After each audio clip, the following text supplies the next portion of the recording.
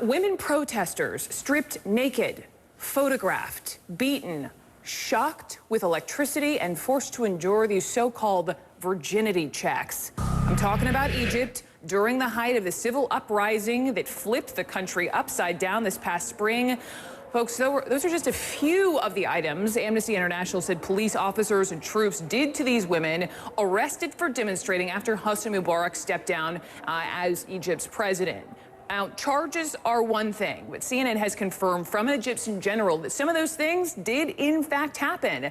And I've invited Egyptian journalist and columnist Mona Tahawy to help us understand what's happening here, why the military is defending itself on charges that these troops did these horrific things. Mona, do me a favor, hang in with me for just a second, because I do want to play a portion of a report straight from my colleague Ivan Watson. You're going to hear what Egyptian troops are charged with doing from their alleged victims, and then we'll talk about it afterward. Watch this with me.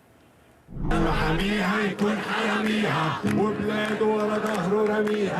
Tahrir Square, the epicenter of Egypt's revolution, Rami Issam raised his voice in protest during 18 historic days and nights, which brought down a despot and left many Egyptians full of hope. Everyone now can sing anything he wants without being afraid. But look what happened to Issam barely a month later. Beaten, battered, and scarred after Egyptian soldiers detained him. The torture took 4 hours. They removed my clothes. They used sticks, metal rods, wires, ropes, hoses, whips. There was also electrocution. There was an officer who would purposely jump in the air and land on my face with his legs. Issam was one of scores of male protesters detained during this crackdown by security forces in Tahrir Square on March 9th. Troops also arrested at least 17 women who were kept for days at a military detainment center. Amnesty International says these, quote, women protesters were beaten, given electric shocks, subjected to strip searches while being photographed by male soldiers, then forced to submit to virginity tests. One of these women was this 20-year-old hairdresser named Salwa Hosseini. They made us sign statements declaring whether or not we are virgins. She says she submitted to the test under threat of electrocution. During the test, no one was standing except for a woman and a male doctor. 6 soldiers were standing behind us and watching the backside of the bed. I think they were there to be witnesses.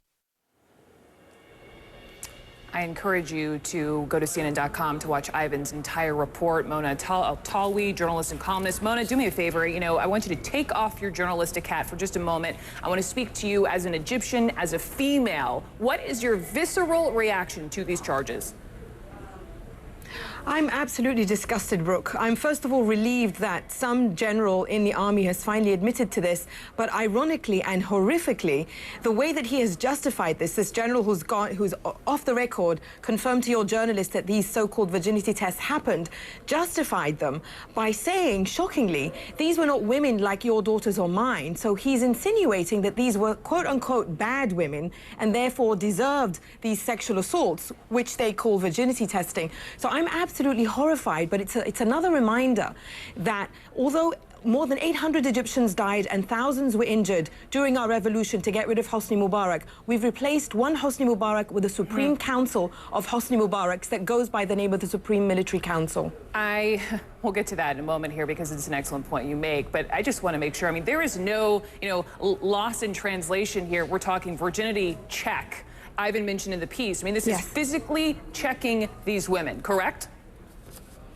It is, and this is part of, by way of explaining why these so-called virginity tests happened.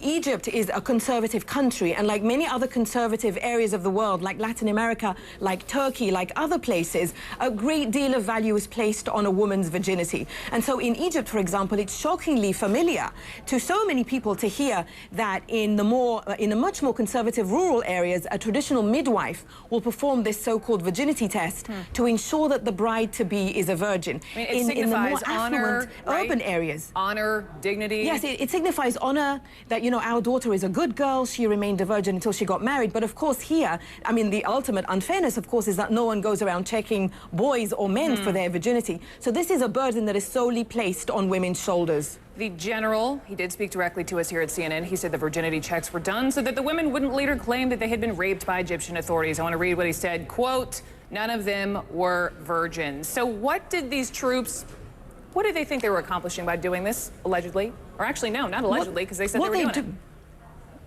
Exactly. What they're doing is a direct continuation of what the Mubarak regime was doing. This is the state sexually assaulting women in a conservative society to shame those women and to tell those women, you belong at home, not on the streets demonstrating against us. In 2005, Mubarak's regime, his security forces, sexually assaulted women, journalists and activists to send that message. And after Mubarak was forced to step down, the Supreme Military Council did the same in the form of army soldiers. So this is a continuation of the state. When the state violates women sexually, it essentially says women are fair game. It says that these women are bad women and they are fair game. And it's essentially shaming Egyptian women because it wants to play on this high value placed on women's virginity. So it wants people to say, these were bad women, but these are revolutionaries, these are activists. So I think that they have gambled on the wrong side. And I think there will be a great deal of outrage in Egypt against this further violation that goes in line with military trials for civilians, torture, and a whole host of horrors that the military is committing against Egyptians. And just to end on a point you made earlier, and I just want to reiterate it, it is the military council in charge here. They're in charge of this democratic transition